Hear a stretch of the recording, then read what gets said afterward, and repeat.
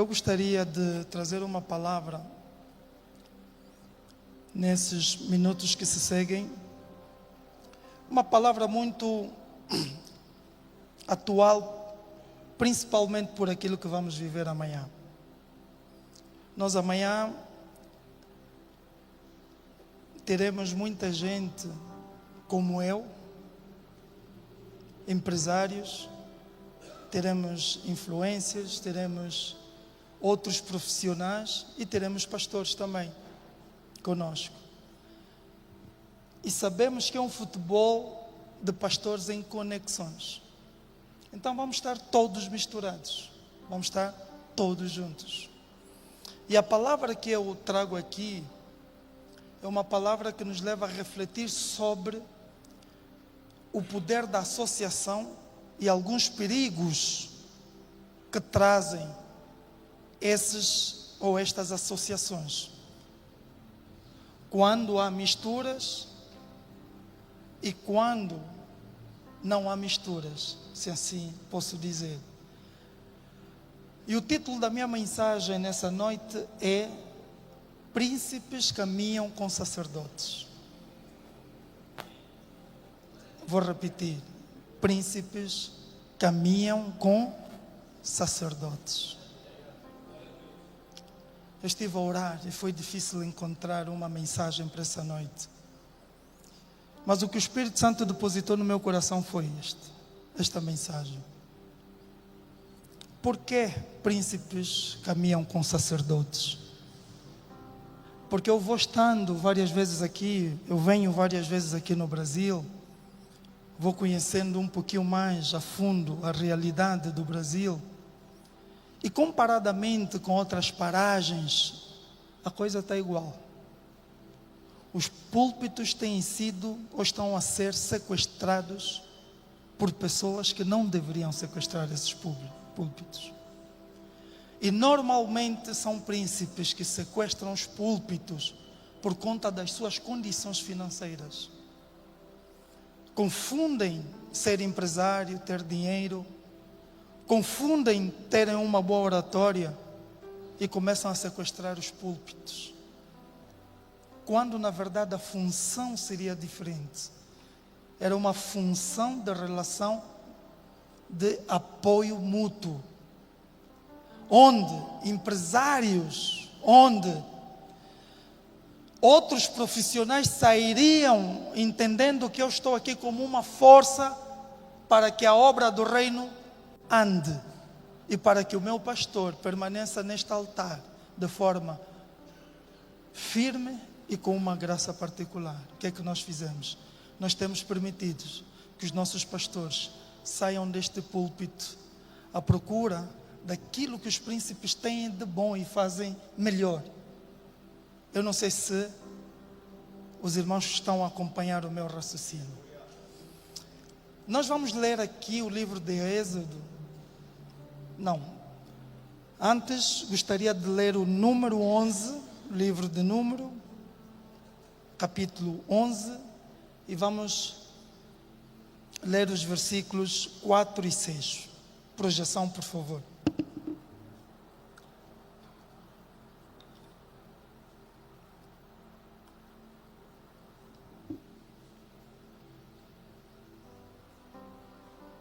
A palavra de Deus vai dizer: e o populacho que estavam no meio deles. Procurem, por favor, a tradução que diz: e os vulgos que estavam no meio deles. Por favor. Eu vou ler aqui. Diz assim a palavra de Deus: e o vulgo que estava no meio deles veio a ter grande desejo. Pelo quê? Que os filhos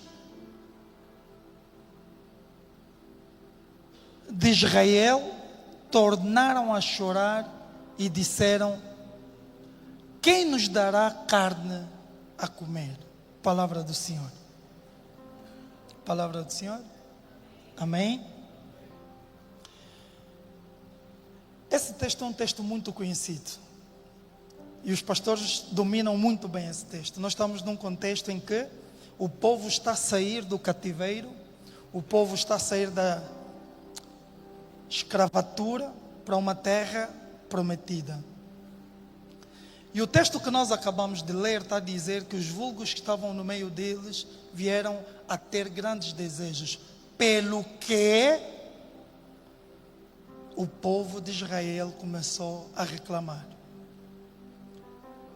Vamos recuar só um pouco na história. Quando Moisés vai ter com Faraó para retirar o povo, havia um povo no Egito, os famosos vulgos. Eles não eram nem egípcios e eles não eram nem sequer hebreus. Eles eram estrangeiros que viviam no Egito. Muitos eram estrangeiros que tiveram filhos com alguns egípcios, deram uma nova raça, vamos assim dizer, uma mistura, que não era um sangue completamente genuíno egípcio, porque nós conhecemos e sabemos que o Egito foi uma grande civilização naquela altura, e muita gente ia ao Egito à procura de melhores condições de vida. Então, quando Moisés estava no Egito, estavam acontecendo aqueles sinais todos, esse povo em específico, estes que a Bíblia considera de vulgos, eles estavam lá e eles estavam a observar as manifestações, o poder, estavam a ver que efetivamente era um povo que tinha um Deus vivo. Amém? Eles estavam a verificar que era um povo que estavam debaixo de uma autoridade superior. E quando o povo de Israel sai do Egito, eles disseram: bem, nós aqui não vamos ficar, nós vamos junto, nós vamos com eles, nós aqui não vamos ficar, porque daqui a pouco nós é que vamos acabar sendo escravos aqui no lugar deles. Então a gente vai junto. E eles foram juntos, e a palavra vai dizer que estes, durante a caminhada, tiveram desejos, e Êxodo nos mostra que eles inclusive levaram farinha, algumas comidas do Egito, eles iam preparando no caminho, e quando aquilo acabou, eles começaram a murmurar, pelo que o povo veio a reclamar. A reclamação do povo não foi uma reclamação genuína. A reclamação do povo do Egito foi uma reclamação que estava sob influência da mistura. E é fácil perceber isso. Quando era mais pequeno, eu fosse à casa de um tio, ou recebesse um primo adulto em casa, e este primo, se tivesse algum desejo dentro de casa, sabendo que ele não está debaixo do seu teto, eles influenciavam-nos para pedirmos na conta e no lugar deles, pastor. Como nós dizíamos: olha, fulano, vai lá no papá, diz que hoje queremos isso, queremos aquilo. E o filho corre no pai e chega lá e diz: papá, hoje queremos isso, hoje queremos refrigerante, hoje queremos comer isso e aquilo. Bem, eles estão a exteriorizar uma vontade, um desejo que não é um desejo original do coração, é um desejo que está a brotar de um outro lugar. E este foi o grande perigo do povo, pelo facto deles estarem a andar com este povo chamado vulgos. E quem são os vulgos? Os vulgos são aqueles, meu amado pastor Pedro, que falam como nós, dão glória a Deus, dizem amém, se vestem como nós, que ofertam inclusive na casa do Senhor, mas que a intenção verdadeira do coração não é genuína e nem é igual. A busca não é igual e não é genuína. Estes são os vulgos. E infelizmente, nos dias de hoje, nós estamos a ver cada vez mais esses vulgos a se multiplicarem na casa de Deus. Nós estamos a ver esses vulgos que não estão a conseguir perceber qual é o seu papel e começam a sequestrar os altares, a sequestrar a palavra, a sequestrar aquilo que são os princípios e os valores do reino. E eles estão aí. Eles estão conosco. Eles caminham conosco. Porque existe influência na caminhada, existe isso. Por isso, muito cuidado com quem você caminha. Eu lembro no texto bíblico que quando Pedro estava a negar Jesus, tem uma senhora que lhe disse assim: espera aí, você até fala como ele, você até se parece como ele, com quem diz você até se veste como ele, como é que você está a negar, se você inclusive, aqui já estou a traduzir na minha versão, ri como ele? E o perigo é que muitas vezes é muito difícil, pastor, nós conseguirmos identificar quem verdadeiramente são esses vulgos dentro do nosso meio. Mas é um grande perigo quando nós estamos misturados. É um grande perigo. Agora, a minha pergunta aqui: devo andar sozinho? Eu tenho que fazer o meu trabalho, o meu ministério, eu tenho que criar o meu negócio, a minha empresa, eu tenho que crescer sozinho? A resposta claramente é que não. Nós não podemos, de maneira nenhuma, entender pelo facto de que existem vulgos nas nossas caminhadas, agora vamos nos fechar, agora já não vamos nos relacionar. Esta também não é a ideia. Mas nós temos que ter e devemos perceber. Dubai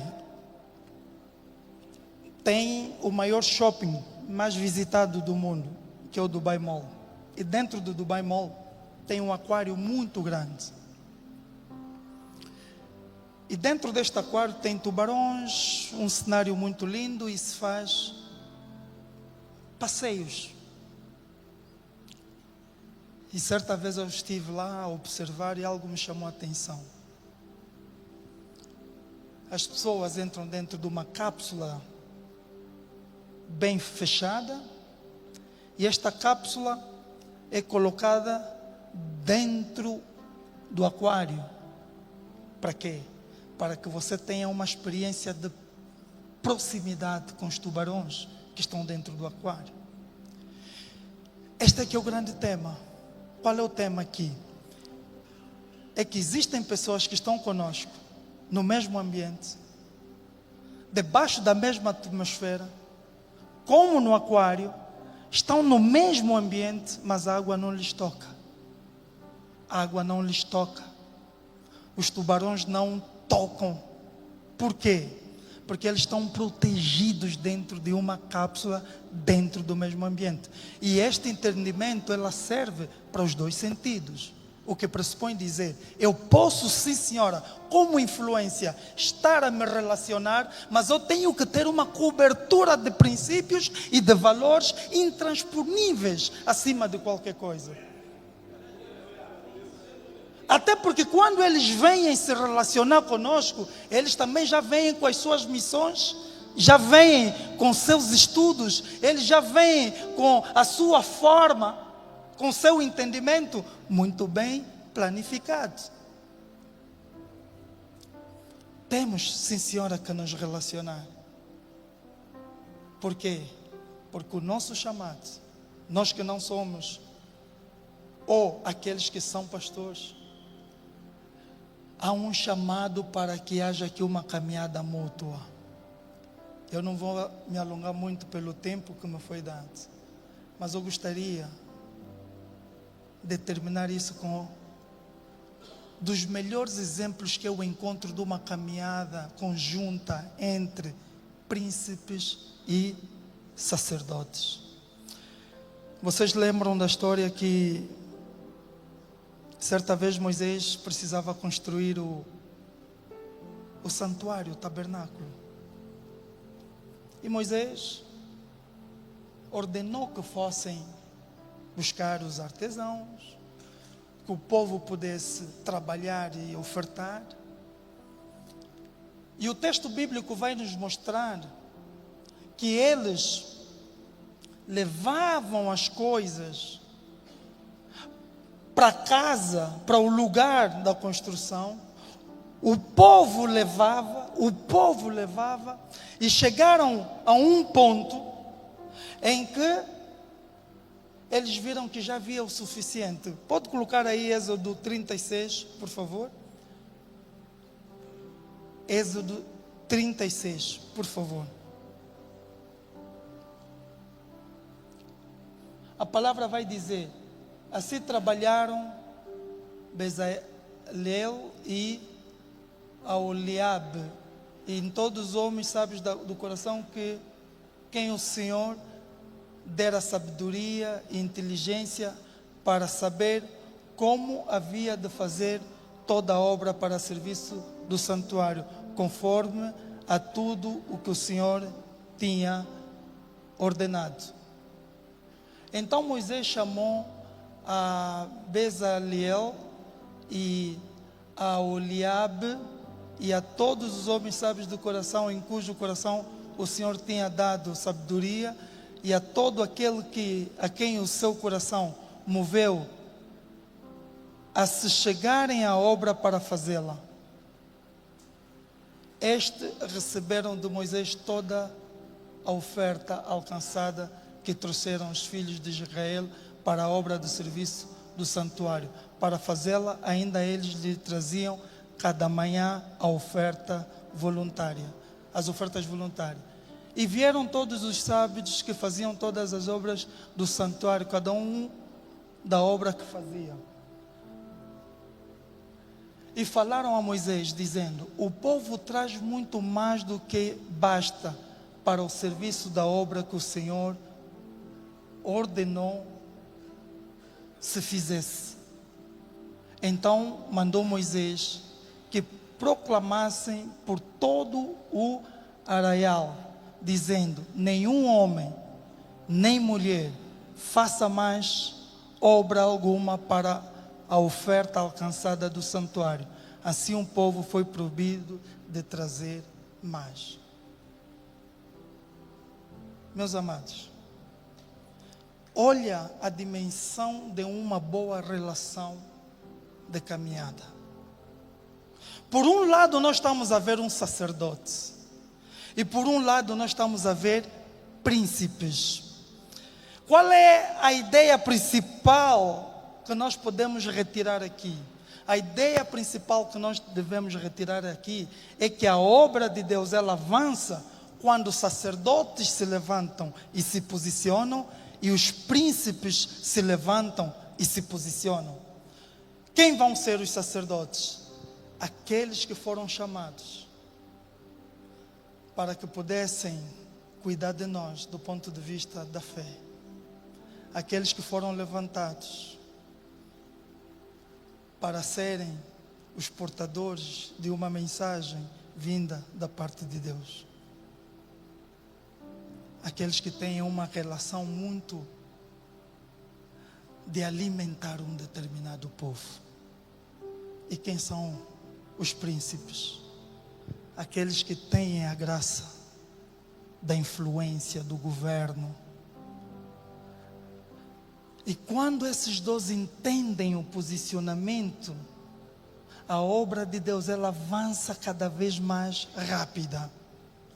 E a minha reflexão nessa noite é que vamos estar com pastores, senhores empresários, Mas não esqueça que você é um príncipe.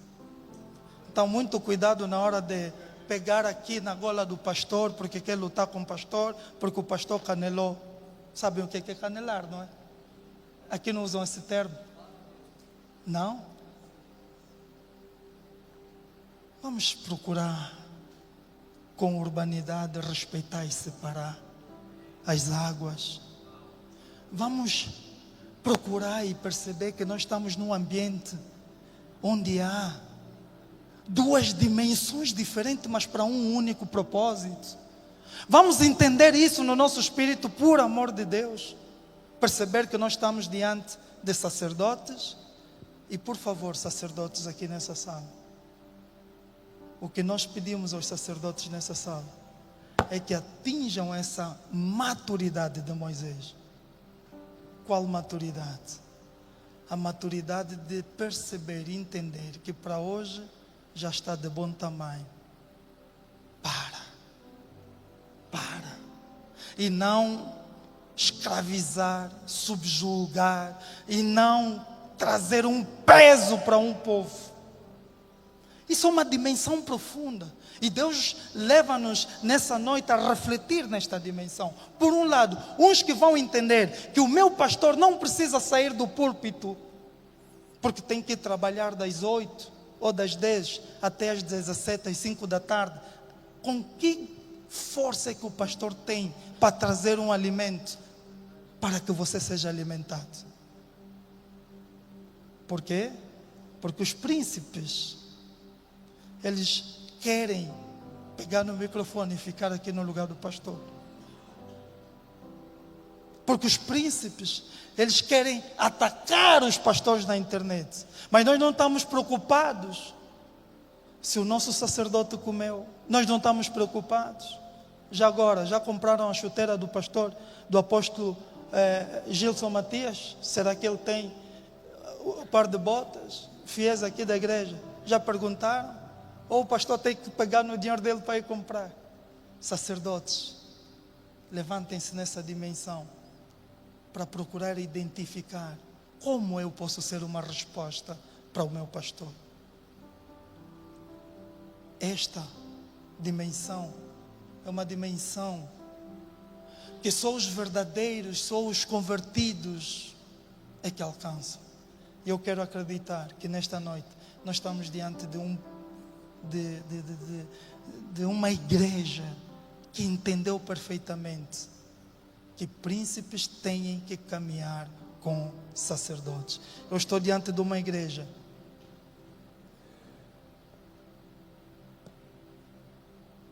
que eu tenho a plena certeza que os sacerdotes perceberam